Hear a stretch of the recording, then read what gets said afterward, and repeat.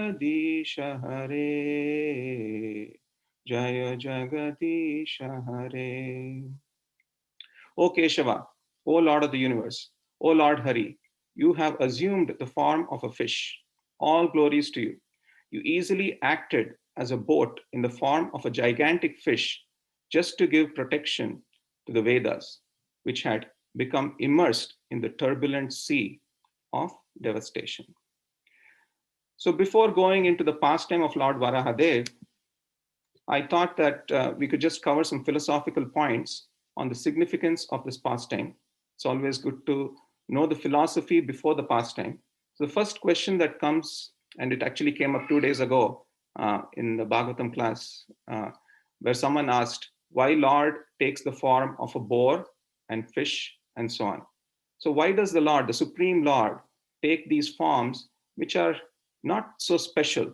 So why does the Lord take the form of a fish as in the Matsya avatar and boar as in the Varaha avatar? So even Maharaj Parikshit, at the beginning of this chapter, in the second verse itself, he's asking this exact question. Matsyam loka jugupsitam. The word jugupsitam means unfavorable, condemned form. So why does the Lord take the form of a fish, which in this world is unfavorable, it is condemned? Why does the Lord take the form of a boar and so on? So typically, fish, boar, etc., are not usually considered special or worshipable. The boar is found, as we know, in filthy places.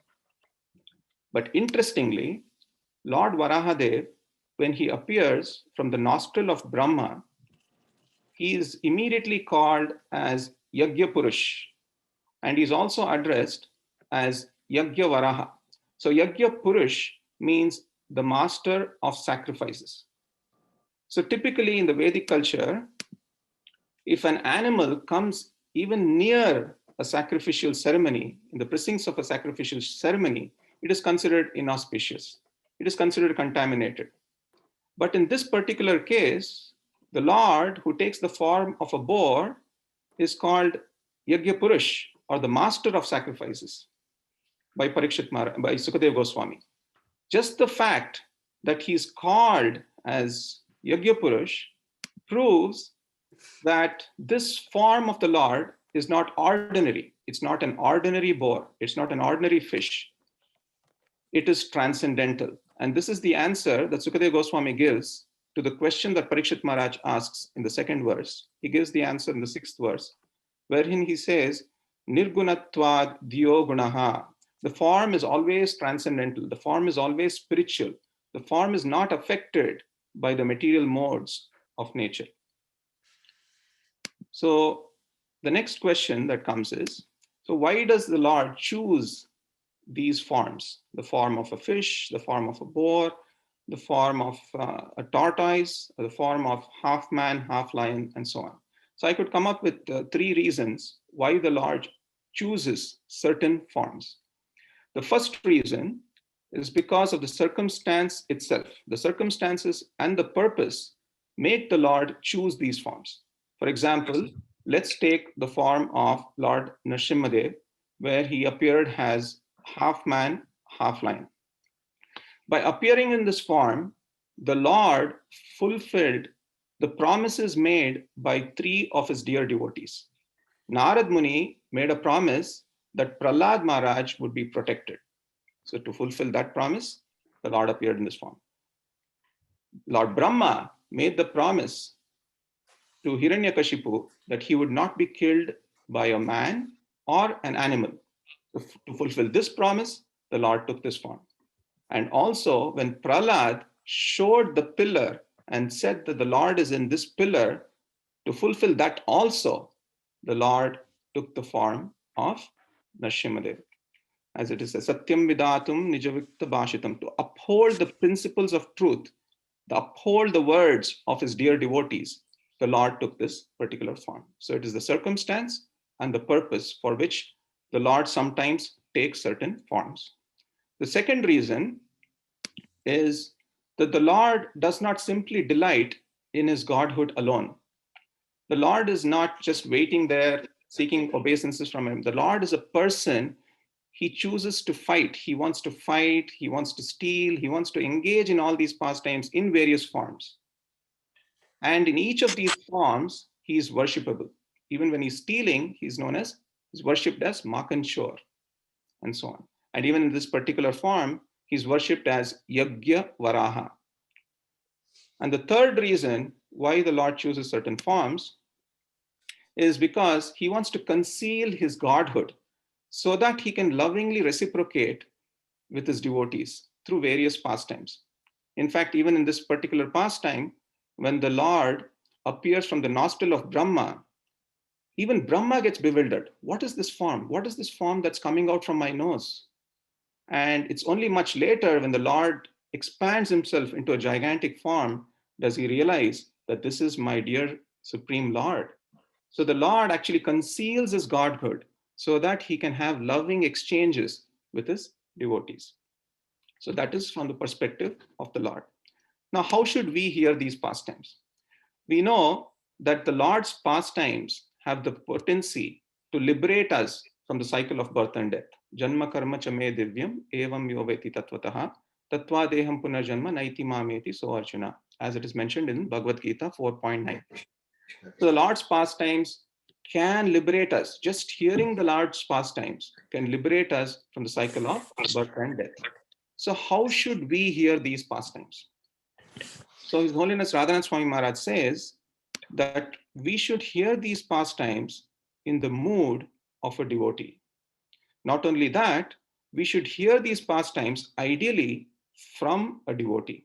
Why should we hear from a devotee? Because the Lord is pleased by the devotion of the speaker and the sincerity of the hearer. And because of this, there is a transmission of spiritual grace that occurs from the speaker to the hearer. And that is why it is important to hear in the mood of a devotee, in the perspective of a devotee. So that is one way that we should hear these pastimes. The second way that we should hear these pastimes, each of these pastimes are actually worshipable. Even when the Lord is stealing, as I mentioned, he is known as Makan Shor. The Lord's pastimes are all encompassing, which makes it easy for us to actually get attracted to the Lord and to adore him. So as we see here, so this is the conversation happening between Maitreya Muni and Vidura, and you see Vidura in a very humble, worshipable mood. He is hearing these pastimes. And the third way of hearing these pastimes is we should not just accept it as blind faith. Bhakti is not a call for blind faith. We should analyze these pastimes. So all our Puranas, Upanishads, etc., are all questions and answers where the hearer is asking questions.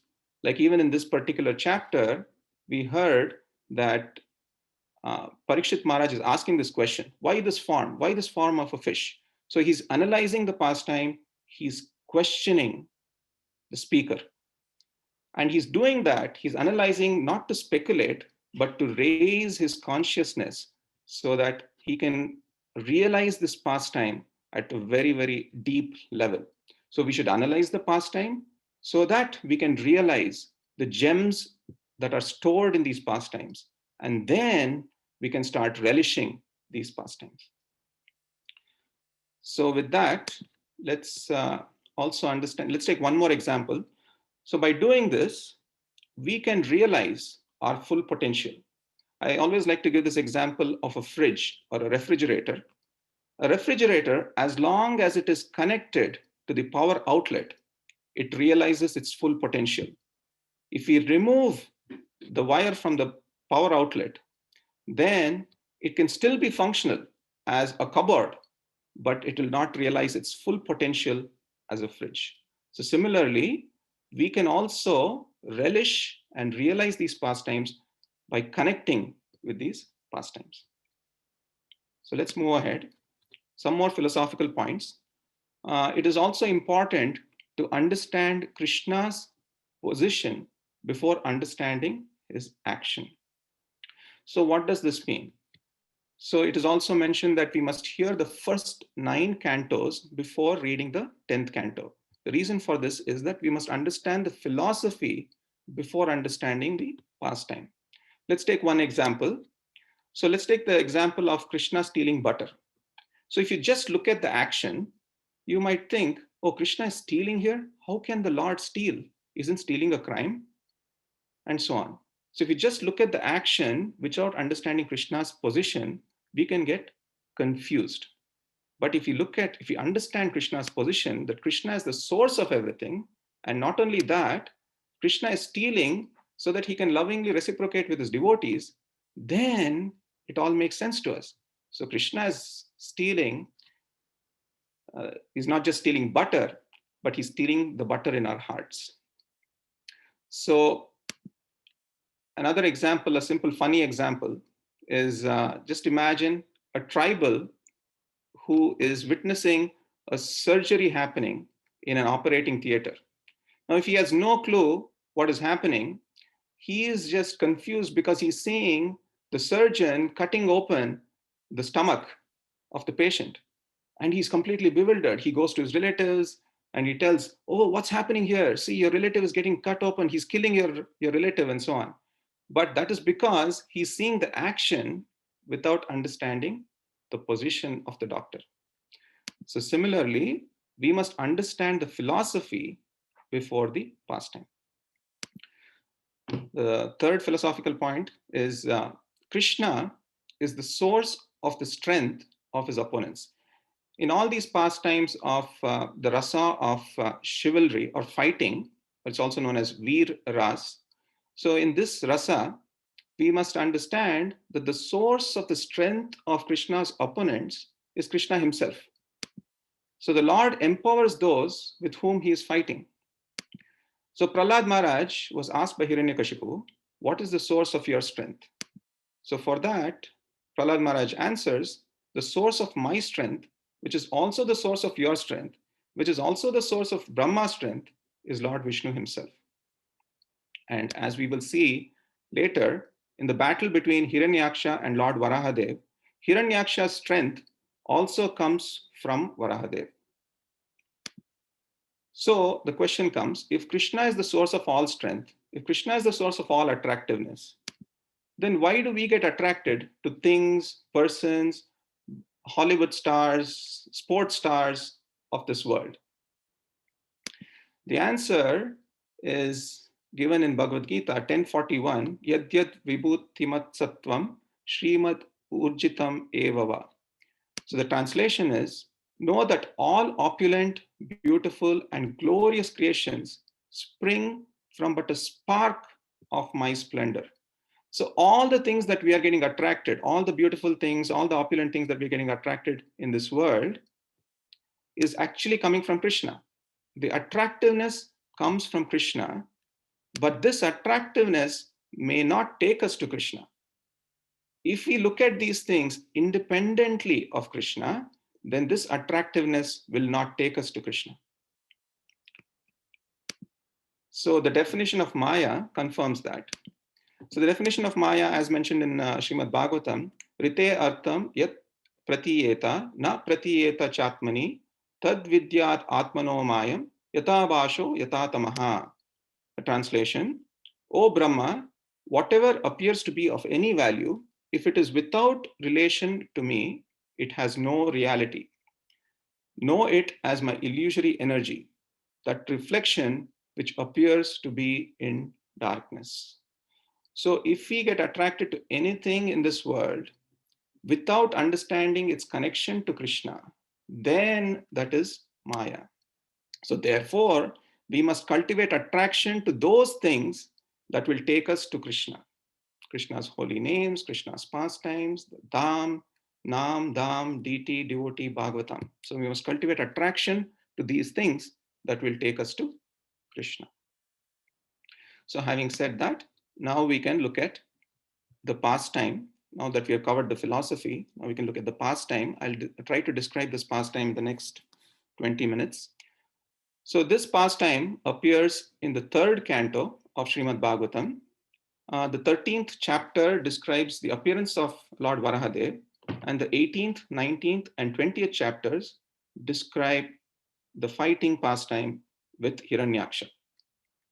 So I would like to start by the curse that the four Kumaras gave, Jai Vijay, the doorkeepers of Vaikuntha, that they should go down to the material world. And in their first incarnation, they appeared as Hiranyaksha and Hiranyakashipu. So the word Hiranyaksha, Hiranya means gold and Aksha means eye. So one who has an eye on gold. So he's always thinking of how to accumulate gold, how to exploit the resources. That is why he's known as Hiranyaksha.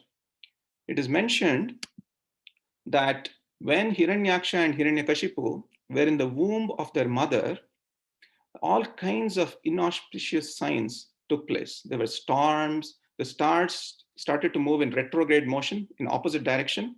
All these things were happening. And it is said that they were in the womb for 100 years.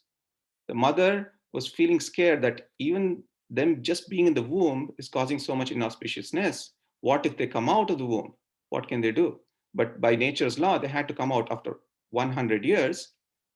And that is when they started exploiting the earth.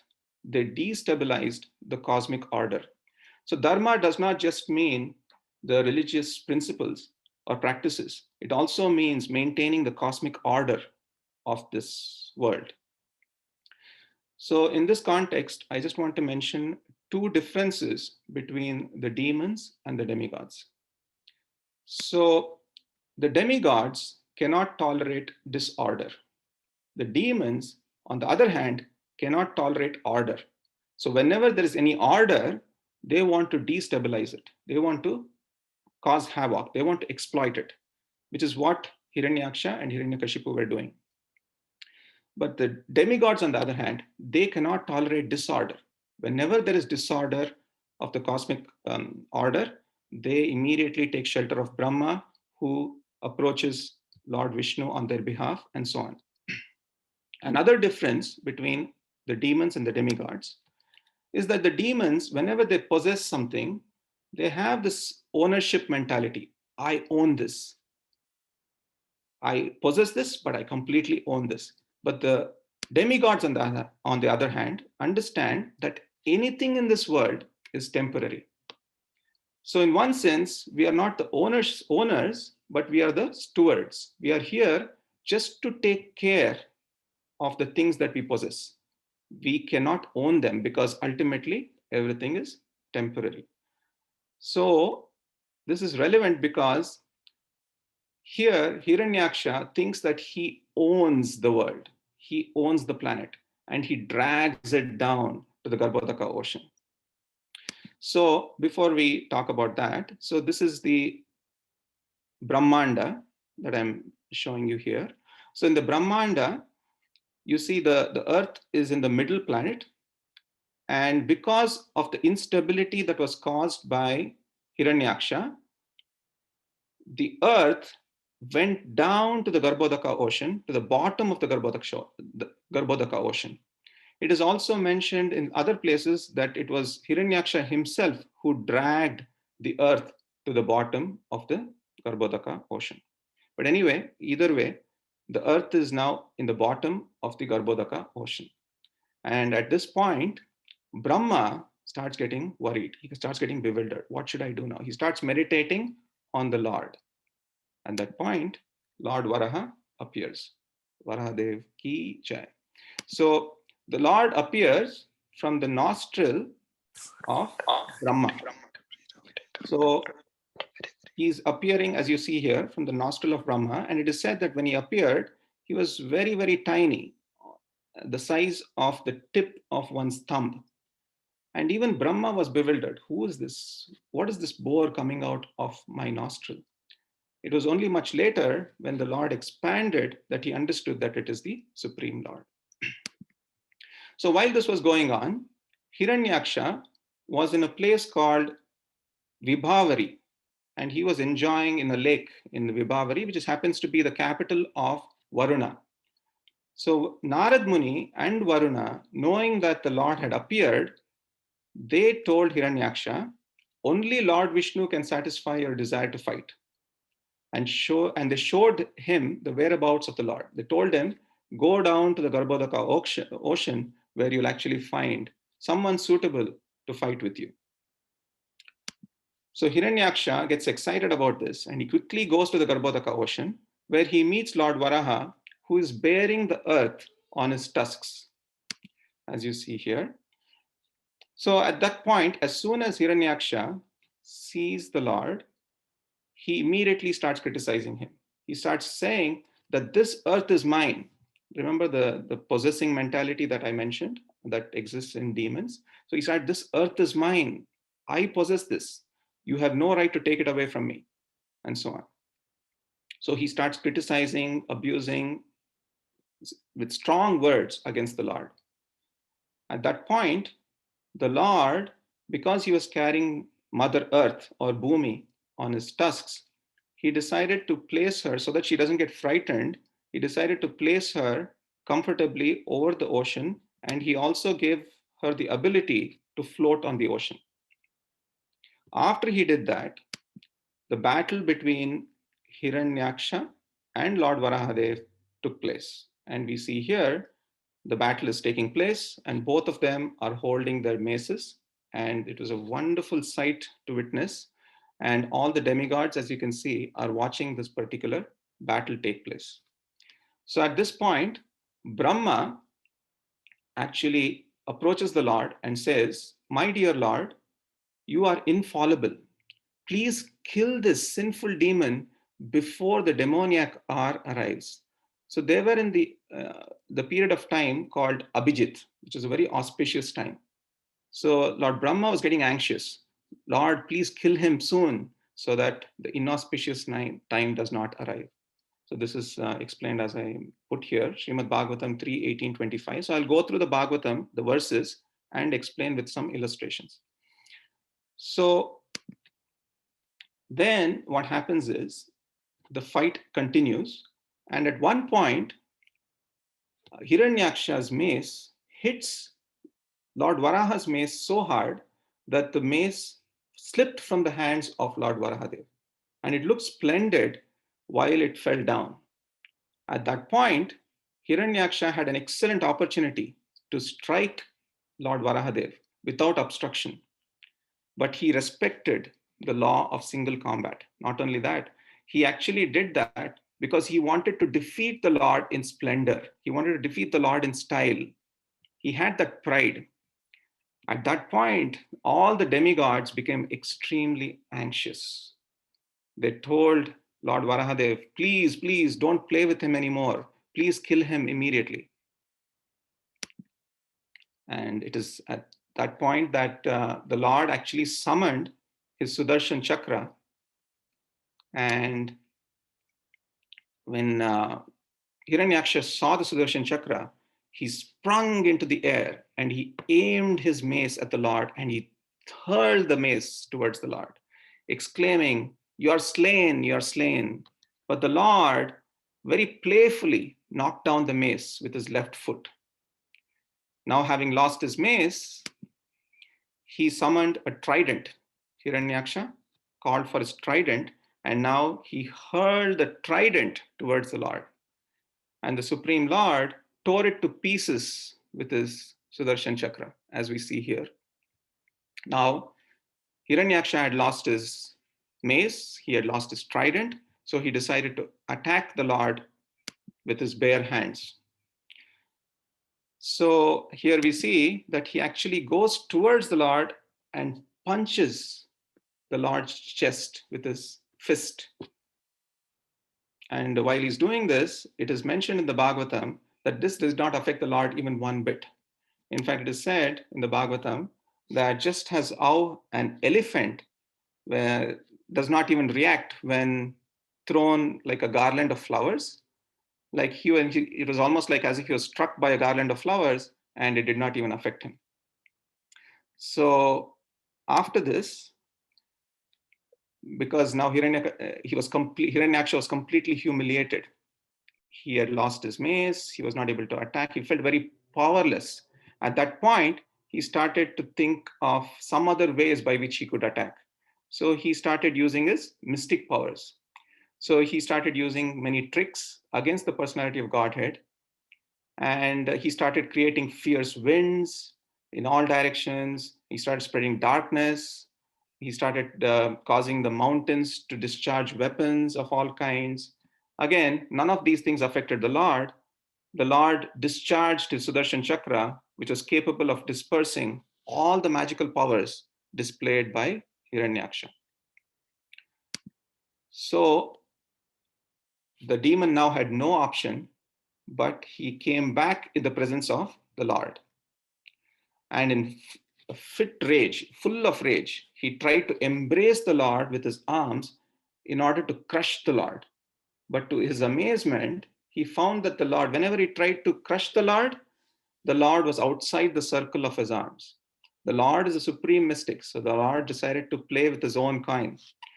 And then he was completely bewildered. Hiranyaksha was completely bewildered. So the demon now began to strike the Lord with his hard fists, but almost like an anticlimax. The Lord indifferently just touched below the root of his ear with his hand, and Hiranyaksha immediately fell down like a gigantic tree uprooted by the wind. Varahadev, Varaha Bhagwan ki jai. So that is the pastime of Lord Varahadev. And I also want to mention that Srila Jiva Goswami mentions that there are two Varahas that appear. He mentions this in Laghu Bhagavatamrita. And Shweta Varaha also lifts the Mother Earth from the Garbhodaka ocean during the partial annihilation. And that happens during Brahma's night. And the Varaha that we described is known as Rakta Varaha, which appears much later. So I'll stop here. If there are any questions, comments, or if anybody wants to share anything about Lord Varahadev, please share. Thank you. Hare Krishna, Gaur Kumar Prabhu. Hare Krishna. I just wanted to say that I had heard also that part of the sweetness of Lord Krishna taking this form, it shows his mischievous side of how he will take even a form that everybody thinks is dirty or like non-auspicious, but it's his like mischievousness, like, oh, it's just, it makes me smile and like just think of like his just amazing personality and how funny he is, that even the way that he appears and the forms that he takes, you can see the personality of him, of like that little cowherd boy in Vrindavan in that form. I don't know if I'm making any sense in trying to explain that, but it's what I think of. Thank you, Andrea. It makes total sense. And the mischievous pastimes of the Lord, how he chooses to conceal himself, how he chooses to be mischievous, even as little Krishna, as baby Krishna, how he chooses to be mischievous is amazing. Thank you for sharing that. Hey, Gaur Kumar ji, Yashoda. Hare Krishna. Thank you. Great class from both Sri Arika and myself. Thank you. Wonderful. Thank you. Yeah. One thing that I wanted to share, it's in Satyaraj Prabhu's beautiful little book on Lord Nrsimhadev. There's an essay that he writes primarily addressed to Judeo-Christian, people with Judeo-Christian backgrounds who might, feel like, what kind of forms do you guys worship, And he actually talks about the fact that the appearance of the Lord as Lord Nrsimhadev, or like you said, Matsya Avatar, or Varahadev, actually is befitting because the Lord is not a material personality. He's not of this world. He's beyond this world. So these forms, who can create these forms? It's not possible for any being in this world to actually be like this. And so the Lord appears in these forms also to defeat the conceptions of people who might want the Lord to fit a particular conception of what God should look like. Wow. Thank you so much, Prabhu, for sharing that. Thank you. Any other comments, questions? Hare Krishna Prabhu, it's Anjanika here. I have a Krishna, question. Yeah. And this is kind of a technical question, but I feel like it's important for me at least. And it's, those moments when devotees recognize like, oh, this is my Lord. And then they use a specific name of the Lord. And so in this pastime, when you were speaking about the Lord's name was used Lord Hari and Lord Narayan. And I was wondering why would the choice of those two names as opposed to this is Lord Krishna in the form of Matsya or the form of Varaha. I would like to understand that.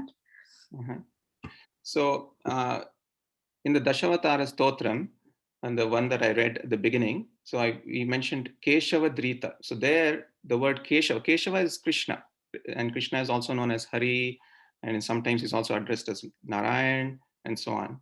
So the same name can be used multiple times. Nam Namakari Bahudani Sarva Shaktis. Krishna has thousands of names. So the devotee, when he's reciting these pastimes in his ecstasy, using different names, like how we have pet names for certain, like for our children and so on, we use different names at different times. So similarly, the Lord's names are used. And Hari is also used, especially because Hari is someone who steals. So he steals the heart of all of us through these pastimes. I hope that answers. If anybody else has any answer, please feel free to share.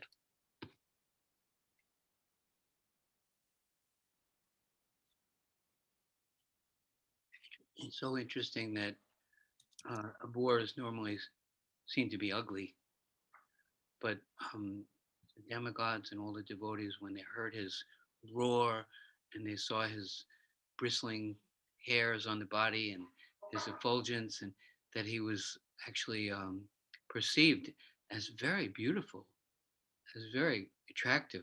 A boar is like ugly personified, but it says that I was reading, if we see Krishna everywhere, since Krishna is the reservoir of beauty, we'll see beauty everywhere, right? So the Prabhupada would say beauty is in the eyes of the beholder, and the devotees were impressed and enlivened, and joyfully cheering. Isn't there a passage about how they all cheered, right?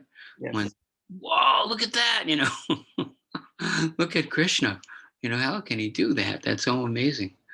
And so he was the beauty of the Lord shown, even though by mundane standards, a boar is very ugly. Thank you. Krishna. Thank you for sharing that, Adipurush Prabhu. So we have about a couple of minutes. Alan, you have a comment or something? No? Nanda Bihari, you have a comment? Jason?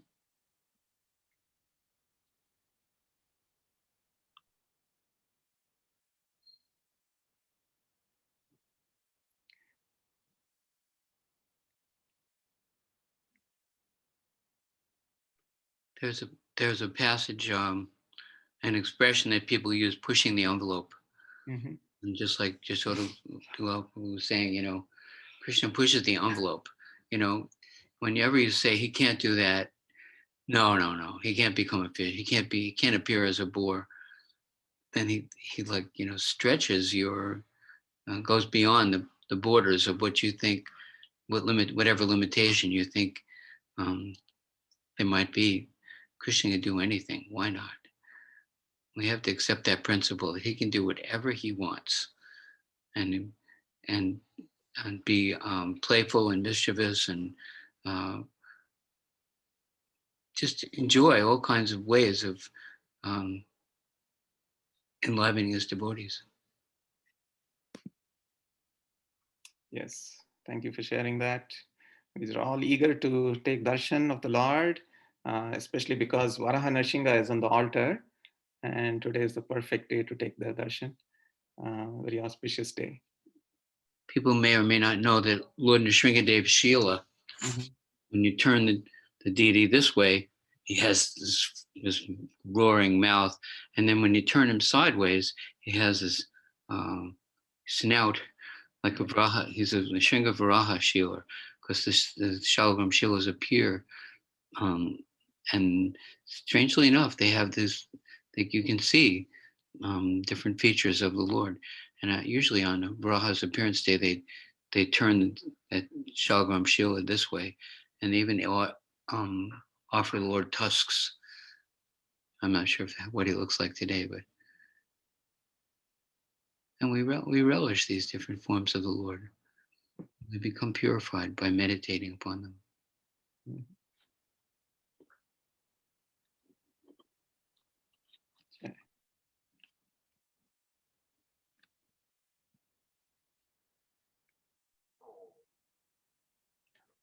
Gaur Kumar ji, could it also be, Harival, Yes, could it Prabhu. also be that the demigods, they approach Krishna more in the mood of awe and reverence?